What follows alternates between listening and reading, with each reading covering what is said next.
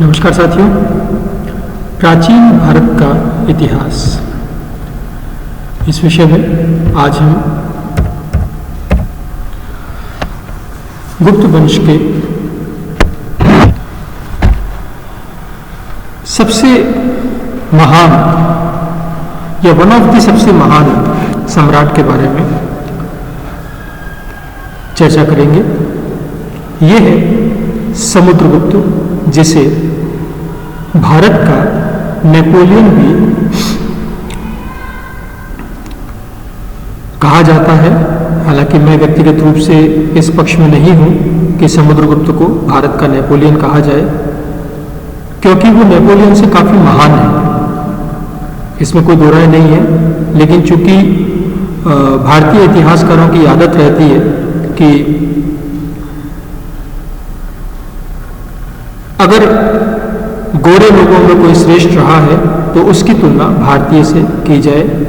इसी प्रकार हम भारत के जो महान लेखक कवि हैं कालिदास, उनकी तुलना हम अंग्रेजी साहित्य के एक विद्वान शेक्सपियर से करते हैं और ऐसा कहते हैं कि भारत का शेक्सपियर कौन है?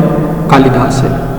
जबकि भारत में कालिदास का जन्म 6ठी शताब्दी में हुआ था और शेक्सपियर का जन्म कालिदास के लगभग 1000 या 1100 साल बाद 16वीं शताब्दी में हुआ था।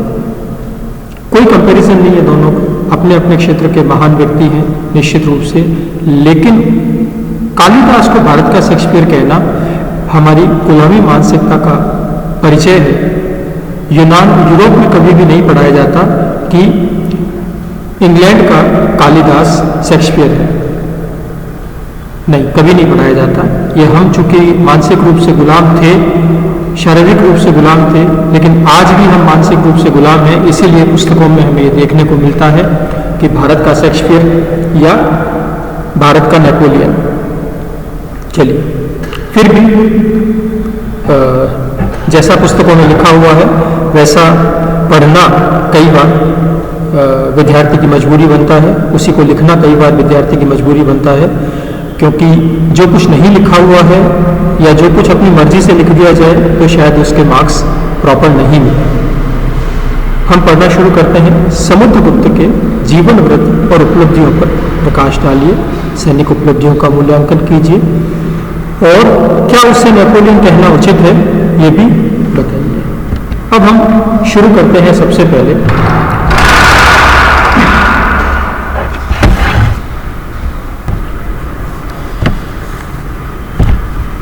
समुद्रगुप्त के जीवन को या समुद्रगुप्त के इतिहास को जानने के लिए क्या क्या स्रोत हैं हमारे पास, पहले हम उन पर चर्चा करते हैं। सबसे महत्वपूर्ण स्रोत है वो है प्रयाग प्रशस्ति। प्रयाग प्रशस्ति के अतिरिक्त हम ऐरण अभिलेख से भी उसके बारे में जानकारी प्राप्त करते हैं। गया का जो ताम्रपत्र अभिलेख है उससे भी हमें जानकारी मिलती है। नालंदा का जो ताम्रपत्र अभिलेख है उससे भी हमें जानकारी मिलती है। जो गुप्त काल के सिक्के हैं, सिक्कों से भी हमें जानकारी प्राप्त होती है। प्रयाग प्रशस्ति का रचयिता तो समुद्रगुप्त का दरबारी हरिसेन ही था और वो एक उच्च पदाधिकारी भी था। अधिकतम जानकारी हमें समुद्रगुप्त के बारे में प्रयाग प्रशस्ति से मिल जाती है। उसके प्रारंभिक जीवन के बारे में, उसके विजयों के बारे में, उसके व्यक्तिगत गुणों के बारे में, सारी चीज़ों के बारे में हमें प्रयाग प्रशस्ति से काफ़ी कुछ सूचना मिल जाती है। समुद्रगुप्त का प्रारंभिक जीवन, चंद्रगुप्त प्रथम का पुत्र, होनहार, प्रभावशाली सैनिक, और इन्हीं सब योग्यताओं की वजह से भरी राजसभा में चंद्रगुप्त ने समुद्रगुप्त को अपना उत्तराधिकारी घोषित किया और राज्यसभा में, पूरी राज्यसभा में पूरे सभी राजकुमार, सभी योग्य व्यक्ति बैठे हुए थे और ऐसा कहा गया है कि समुद्रगुप्त को उत्तराधिकारी चुने जाने पर उन सबके चेहरे पर ईर्ष्या के भाव उत्पन्न हो गए, मुख मलिन हो गया, जिससे ये पता लगता है कि समुद्रगुप्त चंद्रगुप्त का ज्येष्ठ पुत्र नहीं था और संभवतः और भी उत्तराधिकार के दावेदार रहे होंगे। लेकिन वो जमाना था, वो समय था, वो काल था जब उत्तराधिकार के प्रश्न को लेकर किसी भी प्रकार का कोई भी संघर्ष नहीं हुआ। चूंकि पिता ने कह दिया तो फिर पिता की आज्ञा ही देव आज्ञा, प्रभु इच्छा मानी गई। मध्यकाल की तरह ऐसा नहीं था कि कुछ लिखा हुआ है या नहीं लिखा हुआ है, उत्तराधिकार के लिए तो संघर्ष होगा ही, और जो अपने सभी भाइयों को मारकर विजेता बनेगा वही सम्राट गिना जाएगा। और भाग्य देखिए विद्यार्थियों का आज के, जिन्होंने अपने सभी भाइयों की हत्या करके मध्यकाल में गद्दी पर बैठे, आज उनको महान शासक कहा जाता है। दिल्ली में सैकड़ों सड़कें उनके नाम पर कर रखी हैं। तो ये भी एक विडंबना है कि हम क्या पढ़ते हैं, वास्तविकता क्या है। अब हम समुद्रगुप्त का शासनकाल देखते हैं कि समुद्रगुप्त की सिंहासनारोहण की तिथि के बारे में विद्वानों में मतभेद है। Doctor RD. बनर्जी कहते हैं कि समुद्रगुप्त ने 328 ईस्वी से 375 ईस्वी तक शासन किया। Doctor V. स्मिथ ये कहते हैं कि समुद्रगुप्त का शासनकाल 330 से 375 था। Doctor RC. त्रिपाठी ये कहते हैं, आर.एस. त्रिपाठी, कि समुद्रगुप्त का शासनकाल 335 से 375 ईस्वी तक रहा था। और अधिकांश इतिहासकार हैं वो 335 से 375 के समय को ही स्वीकार करते हैं। चंद्रगुप्त प्रथम का समय था 319 से 335 ईस्वी तक। समुद्रगुप्त का समय है 335 से 375 80। कुछ विद्वान 380 भी मानते हैं। 335 से 380 ईस्वी। आप नोट करते रहिए इन चीजों को। अब हम समुद्रगुप्त का राजनीतिक आदर्श, एक ही वाक्य है, दिग्विजय की नीति। समुद्रगुप्त के राजनीतिक आदर्श में हम एक ही शब्द लिख सकते हैं, भारत का राजनीतिक एकीकरण और दिग्विजय की नीति।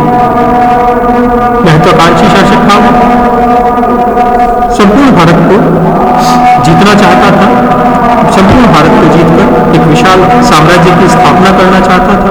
डॉक्टर राजबली पांडे लिखते हैं कि समुद्रगुप्त का आदर्श भारत के प्राचीन क्षत्रियों की परंपरागत आदर्श दिग्विजय और भारतीय राज्यों का एकीकरण था। और उसके सामने महापद्मनंद और चंद्रगुप्त मौर्य का उदाहरण भी था, अशोक का उदाहरण भी था। समुद्रगुप्त छोटे छोटे राज्यों को जीतकर एक विशाल साम्राज्य में उनको स्थापित करना चाहता था और संपूर्ण भारत को राजनीतिक एकता के सूत्र में बांधना चाहता था। इस नीति को क्या कहा गया है? दिग्विजय की नीति। अब हम उसकी उपलब्धियों यानी कि उसकी विजयों के बारे में चर्चा करते हैं।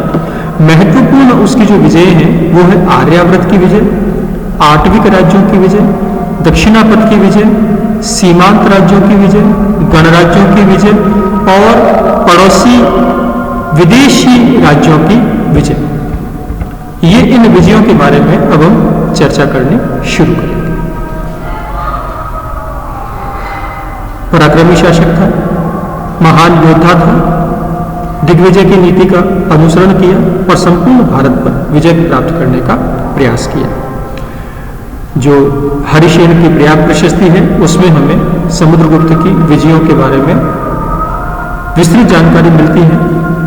प्रारंभिक विजयों में उसने नागवंश के दो राजाओं अच्युत और नागसेन इनको पराजित किया। अच्युत मथुरा का था और नागसेन पद्मावती का शासक था और इन दोनों की शक्ति का उन्मूलन करके समुद्रगुप्त ने पाटलिपुत्र पर आक्रमण किया और पाटलिपुत्र के कोटकुल नरेश को परास्त किया। डॉक्टर राजवल्ली पांडे कहते हैं कि पाटलिपुत्र विजय गुप्तों के इतिहास की एक क्रांतिकारी घटना थी, क्योंकि पाटलिपुत्र की विजय से गुप्तों में साम्राज्यवादी आकांक्षा और जागृत हो गई। अब गुप्तों की राजधानी कौन सी आ गई है? पाटलिपुत्र। और इससे चंद्रगुप्त प्रथम का स्वप्न पूरा होता है और यहीं से दिग्विजय की नीति की शुरुआत होती है, योजना प्रारंभ होती है। इसके बाद है आर्यावर्त की विजय।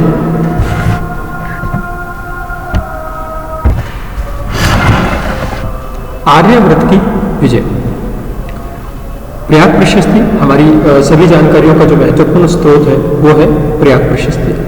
प्रयाग प्रशस्ति से ये पता लगता है कि सबसे पहले समुद्रगुप्त ने आर्यावर्त यानी कि उत्तरी भारत के राजाओं को परास्त करने का कार्य किया।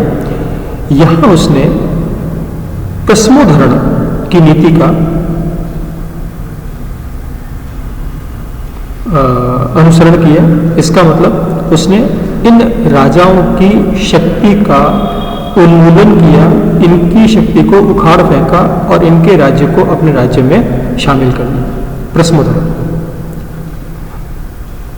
ये राजा कौन कौन से थे, इनके मैंने नाम लिख दिए हैं आपकी सुविधा के लिए, नोट करते रहिए कौन कहाँ का शासक था। रुद्रदेव कौशाम्बी, रुद्रदेव कौशाम्बी। मतील दोआब के दक्षिण भाग में नागवंशी राजा था। मतील दोआब के दक्षिणी भाग में नागवंशी शासक था। नागदत्त नागवंशी शासक था, मथुरा के निकटवर्ती प्रदेश का राजा था। चंद्रवर्मन पूर्वी बंगाल पुष्करण, कुछ लोग इसे पोखरण यानी कि मारवाड़ का शासक भी मानते हैं। गणपति नाग नागवंशीय शासक और ग्वालियर के आसपास का शासक था। नागसेन पद्मावती का शासक था। अच्युत बरेली जिले का, अहिछत्र बरेली जिले का शासक था। नंदन ये भी नागवंशीय शासक था। बलवर्मन ये शायद असम का शासक था, लेकिन ये भी नागवंशी शासक रहा होगा।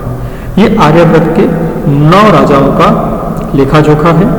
इसके बाद आटविक राज्यों पर विजय। आटविक राज्य किसे कहते हैं? जंगली राज्य। जंगली मतलब जो पर्वतीय क्षेत्रों के आसपास, जो जंगलों के आसपास इनके राज्य हुआ करते थे। और उत्तर प्रदेश से, गाजीपुर से लेकर मध्य प्रदेश के जबलपुर तक ये राज्य फैले हुए थे। इनके साथ उन्होंने मित्रता का व्यवहार किया और जिससे कि वनों से भी उनका संपर्क बना रहे। अब हम सबसे महत्वपूर्ण जो दक्षिणापथ की विजय है, पथ है ये, पद नहीं है, पथ, दक्षिणापथ की विजय, इसे दक्षिणापथ की विजय को धर्म विजय कहा गया है। डॉक्टर डी कौशाम्बी ने भी इसके बारे में कहा है। दक्षिणापथ की विजय में जो राजाओं के नाम हैं, वो नाम और उनकी जगह दोनों मैंने यहाँ लिख दी है। तो ये आपके लिए बहुत ही सही है कि सब चीज़ें आपको लिखी हुई मिल रही है, इनको आपको नोट करना है। कौशल का महेंद्र, कौशल से तात्पर्य किसका है? दक्षिणी कौशल, जिसमें बिलासपुर, रायपुर और संबलपुर के जिले सम्मिलित थे। फिर है महाकांतार का व्याघराज। ये व्याघराज कौन है? उड़ीसा। फिर कोराल का मंटराज, ये वर्तमान में गंजाम जो जिला है उस जगह का है। पिष्टपुर का महेंद्रगिरी, ये गोदावरी जिले के आसपास का क्षेत्र है। कोटूर का स्वामीदत्त, गंजाम जिले का कोटूर। एरंडपल का दमन, ये एरंडपल का गंजाम जिला। फिर कांची का विष्णुगोप, कांची जो कि चेन्नई के पास में है, कांजीवरम। ये इंपॉर्टेंट चीज है कि ये जो 12 शासक हैं यहाँ के, कौशल से लेकर कुरुस्थलपुर तक के, इनका जो नेतृत्व किया था वो कांची के विष्णुगोप ने ही किया था। फिर अवमुक्त का नीलराज, अवमुक्त गोदावरी जिले में ही स्थित है। फिर वेंगी का हस्तिवर्मा वेंगी, ये भी चेन्नई के पास का एक क्षेत्र है। आधुनिक वेंगी है या पेड वेंगी कहते हैं इसको। आलक्क का उग्रसेन, आलक्क नेल्लोर जिलों को माना जाता है। देवराष्ट्र का कुबेर, ये विजयपट्टनम का है। कुरुस्थलपुर कुट्टलूर का क्षेत्र माना जाता है। तो ये दक्षिणापथ की विजय है। दक्षिणापथ की जो विजय है ये ग्रहण मोक्ष अनुग्रह की नीति का पालन किया गया है। ग्रहण मोक्ष अनुग्रह की नीति का पालन किया गया है। ग्रहण मोक्ष अनुग्रह का मतलब इन राज्यों पर आक्रमण किया यानी ग्रहण लगा, फिर इनको मोक्ष कर दिया यानी कि वापस से इनको फ्री कर दिया। ग्रहण मोक्ष अनुग्रह, इसका मतलब अब ये शासक केवल और केवल टैक्स राजस्व देते रहेंगे, नजराना देते रहेंगे, भेंट देते रहेंगे, इन पर डायरेक्ट शासन स्थापित नहीं किया जाएगा। और इस नीति का अनुसरण किया गया। अब समुद्रगुप्त ने दक्षिण पथ के राजाओं को अपने राज्य में सम्मिलित नहीं किया और उदारता का व्यवहार स्वीकार किया, जिससे दक्षिणापथ के राजाओं ने समुद्रगुप्त की अधीनता स्वीकार की, वार्षिक भेंट और नजराना देना स्वीकार किया। ये उसकी राजनीतिक सूझबूझ का परिचय था, क्योंकि पाटलिपुत्र में रहकर वो सुदूर दक्षिणापथ के राज्यों पर शासन नहीं कर सकता था। मैंने प्रयाग प्रशस्ति पर एक रिसर्च पेपर लिखा था और उसके निष्कर्ष में मैंने लिखा था कि अगर औरंगजेब ने समुद्रगुप्त के प्रयाग प्रशस्ति को पढ़ा होता तो संभवतः उसका वो हश्र नहीं होता जो हुआ, क्योंकि वो दक्षिण के राज्यों को मुगल साम्राज्य में मिला लेना चाहता था और यही उसकी भूल रही।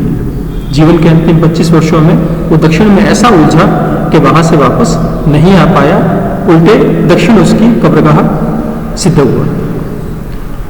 आगे देखते हैं सीमांत राज्यों पर विजय। समुद्रगुप्त की विजयों और सैनिक शक्ति से भयभीत होकर सीमांत राज्यों और गणराज्यों ने बिना युद्ध किए ही इसकी अधीनता स्वीकार कर ली। और उसके साथ नीति क्या थी कि सब प्रकार का कर देते थे वो लोग, उसकी आज्ञाओं का पालन करते थे और राज्यसभा में उपस्थित होते थे। सबके साथ अलग अलग नीतियां हैं। उत्तरापथ के साथ क्या नीति है? प्रश्नोत्तरण, उखाड़ के फेंक दिया। दक्षिणापथ के साथ धर्म विजय और अधीनता केवल स्वीकार की है। सीमांत राज्यों के साथ में सभी प्रकार के कर देते हैं, बिना युद्ध के उनकी आज्ञाओं का पालन करते हैं। और सीमांत राज्यों में कौन कौन से थे? पूर्वी बंगाल का समुद्र तटीय क्षेत्र समतट, फिर ढाका के आसपास का क्षेत्र दवाक, फिर आसाम यानी कि कामरूप, नेपाल और कृतपुर। कृतपुर में कुमाऊं, गढ़वाल, रुहेलखंड ये प्रदेश सम्मिलित थे। गणराज्यों में 9 गणराज्य, लगभग 9 गणराज्य। ये कौन कौन से थे? मालव, अर्जुनायन, यौदेय, मद्रक, आभीर, रारजुर, संकानिक, काक और खरपरिक। मालव प्रदेश कौन सा है? अजमेर, मेवाड़ और टोंक का प्रदेश है। अर्जुनायन अलवर और पूर्वी जयपुर का प्रदेश है। यौधेय भरतपुर तक फैला हुआ है, हरियाणा के भी कुछ प्रदेश इसमें शामिल हैं। मद्रक रावी और चिनाब के बीच का है। आभीर सौराष्ट्र और मध्य प्रदेश में पार्वती और बैतवा नदी के बीच का प्रदेश है। रारजुन मध्य प्रदेश में नरसिंहपुर के आसपास का क्षेत्र है। संकानिक विदिशा के आसपास का क्षेत्र है। काक भिलसा का पड़ोसी है।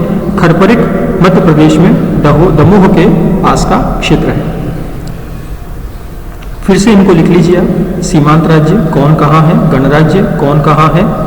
इसके बाद हम चर्चा करते हैं पड़ोस के विदेशी राज्यों द्वारा समुद्रगुप्त की अधीन मैत्री करना। जिस प्रकार से समुद्रगुप्त का प्रभाव बढ़ता गया, उसकी विजयों और सैनिक शक्ति से भयभीत होकर पड़ोस के विदेशी राज्यों ने भी, यानी उसके साम्राज्य में जो विदेशी राज्य थे, बाहर के बिल्कुल आउटर के जो राज्य थे, उन्होंने भी समुद्रगुप्त से मैत्री कर ली। और ये जो 4 चीजें दी हैं, यानी कि आत्मनिवेदन, कन्योन पायन, सर्व कर दान, गरुड़ बंधक। आत्मनिवेदन का मतलब विदेशी राज्यों के राजाओं ने समुद्रगुप्त की सेवा में अपने आप को समर्पित कर दिया। कन्योपायन का मतलब अपनी राजकुमारियों का विवाह समुद्रगुप्त या गुप्त वंश में करना शुरू कर दिया।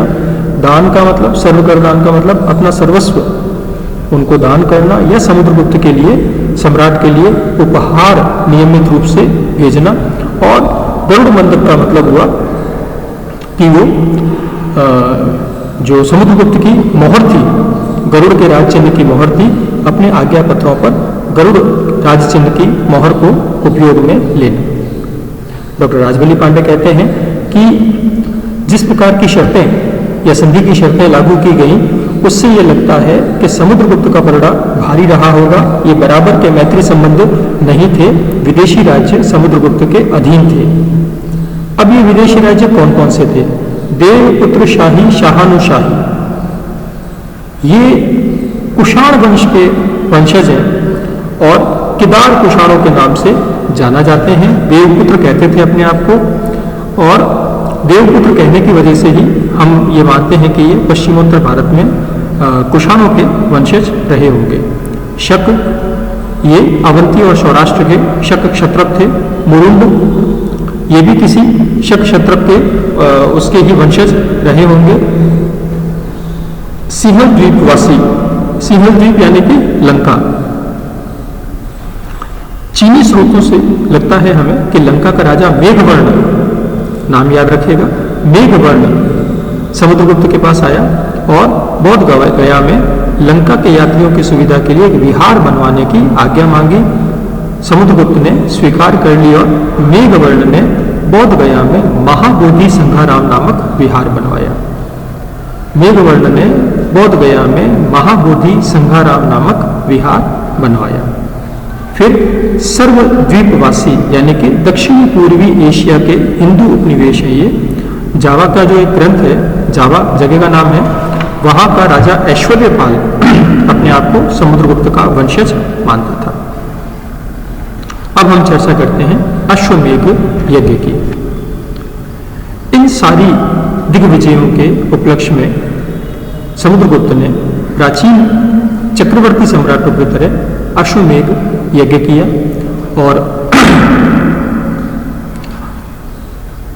पिछले कई सालों से, शताब्दियों से अश्वमेघ यज्ञ नहीं हो रहा था, इसलिए समुद्रगुप्त को अश्वमेघ यज्ञ का पुनः अनुष्ठान करने वाला भी कहा गया है। इस अश्वमेघ यज्ञ में समुद्रगुप्त ने अश्वमेघ शैली के सोने के सिक्के चलाए। सिक्के के एक तरफ यूप पर, यूप का मतलब यज्ञ स्तंभ पर बंधे हुए अश्व की मूर्ति चित्रित है और दूसरी तरफ समुद्रगुप्त की महारानी हाथ में चंवर लिए हुए खड़ी है। इन सिक्कों पर अश्वमेघ पराक्रम अंकित है। लखनऊ के संग्रहालय में अवध से प्राप्त एक घोड़े की पाषाण मूर्ति मिली है जिसमें प्राकृत में समुद्रगुप्तस्य देवधम्म लिखा हुआ है। तो डॉक्टर स्मिथ कहते हैं कि ये शायद समुद्रगुप्त के अश्वमेघ यज्ञ का अश्व ही होना चाहिए, यानी उससे संबंधित चीज होनी चाहिए। फिर विमल चंद्र पांडे कहते हैं कि प्रयाग प्रशस्ति को अगर हम ढंग से पढ़ें तो हमें यह पता लगेगा कि समुद्रगुप्त ने अश्वमेघ यज्ञ करने के बाद इस प्रशस्ति को लिखवाया था और इस प्रशस्ति में उसके अश्वमेघ का वर्णन है।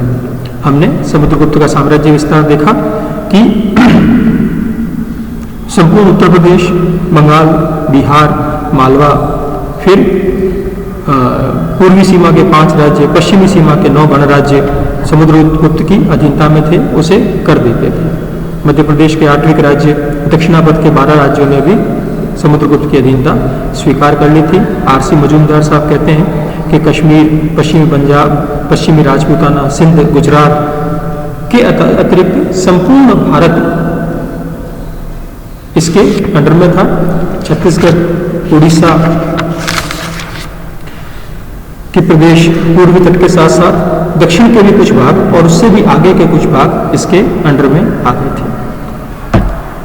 अब हम देखते हैं समुद्रगुप्त का चरित्र मूल्यांकन।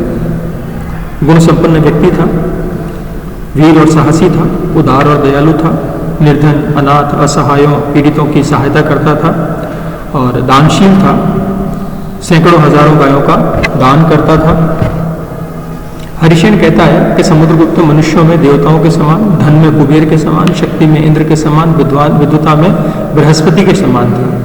यम की भांति अजय, भले पुरुषों की आशा और असाधुओं का विनाशक था। वीर योद्धा और महान विजेता था। आप कह सकते हैं कि वो भारत का नेपोलियन था।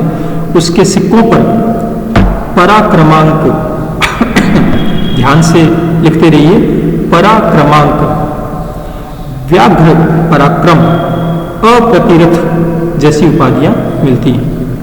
अप्रतिरथ उसी की उपाधि है, पराक्रमांक उसी की उपाधि है, व्याघ्र पराक्रम उसी की उपाधि है। वी स्मिथ उसको भारतीय नेपोलियन की संज्ञा देते हैं। लेकिन हमें यह भूलना नहीं चाहिए कि नेपोलियन को ट्रेफाल्गर और वाटरलू के युद्ध में बुरी तरह से पराजय का सामना करना पड़ा, लेकिन समुद्रगुप्त को कभी भी पराजय का सामना नहीं करना पड़ा। योग्य शासक था, कुशल राजनीतिज्ञ था, साहित्य और कला का उच्च कोटि का संरक्षक था, क्योंकि वो स्वयं उच्च कोटि का विद्वान था।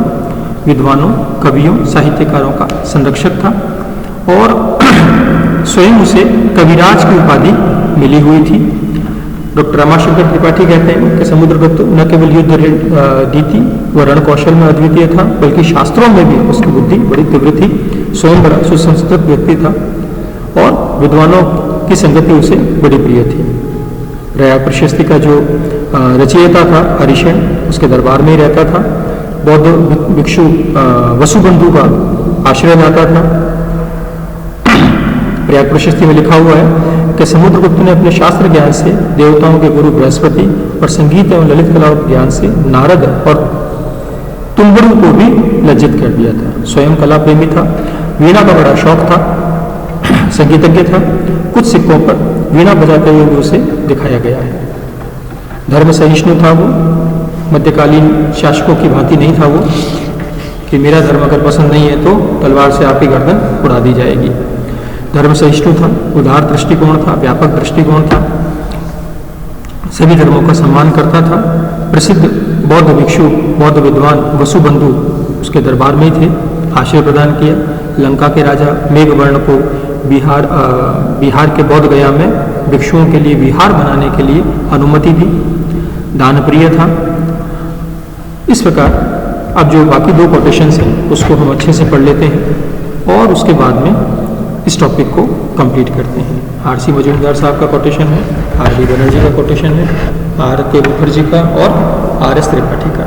इन चारों के कोटेशंस आप लिखें और इस तरह से हमने समुद्रगुप्त को